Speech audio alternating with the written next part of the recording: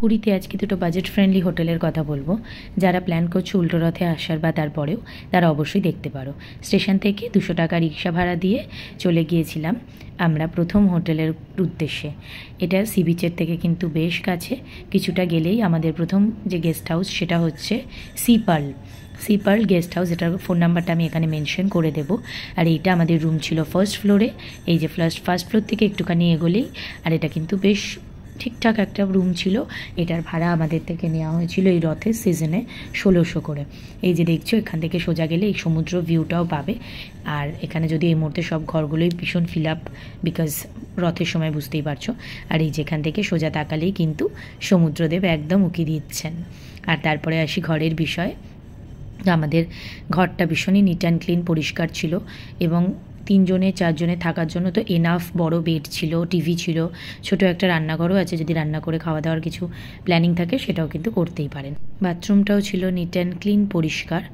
আর all over মিলিয়ে কিন্তু এই সিজনে এই বাজেটে এই হোটেলটা খুবই ভালো, কারণ এই মুহূর্তে পুরীতে এসি হোটেল পাওয়াটা সত্যিই একটু প্রবলেমেটিক। আর তারপরে দেখতে পাচ্ছেন ভিউটা বেশ ভালো, একটা খোলা বারান্দাও পাচ্ছে, সন্ধেবেলা তো ভীষণ হাওয়া। আর তারপরে আসি সেকেন্ড হোটেলের কথা, যেটা হচ্ছে মন্দির থেকে একটুখানি এগোলেই আপনাকে যেতে হবে হচ্ছে নিউ সি হক হোটেলের ঠিক সোজাসুজি তাকালেই দেখুন যে রাজবাড়িটা দেখা যাচ্ছে।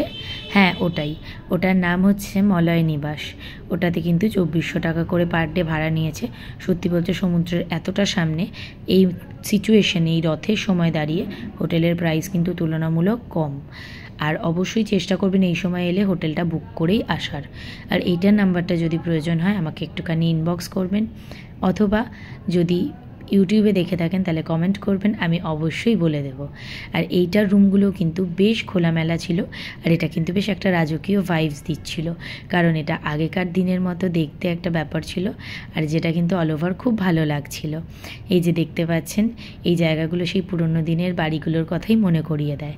এই জায়গাতেও কিন্তু পরপর অনেকগুলো রুম আছে, উপরে তো 3-4টে রুম আছে, আর প্রত্যেকটা রুমের সাথেই বাথরুম অ্যান্ড রান্নাঘর অ্যাটাচ আছে। আর ঘরগুলোও দেখতে পাচ্ছেন বেশ সাবেকি করে সাজানো আছে, একটা বেশ রাজাদের মতো ফিলিংস আসছিল। আর স্পেশালি এইটার বাইরের বারান্দাটা কিন্তু ভীষণ সুন্দর, কারণ বারান্দাটা দিয়ে ওপেন যে সমুদ্র ভিউটা আছে সেটা দেখতে দেখতেই কিন্তু আপনাদের সারা দিনটা সুন্দর কেটে যেতে পারে। আর এই যে দেখছেন, এটা হচ্ছে ভিউ।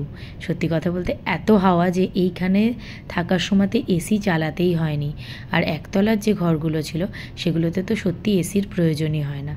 তো আপনারাও পুরী প্ল্যান করে নিন খুব তাড়াতাড়ি।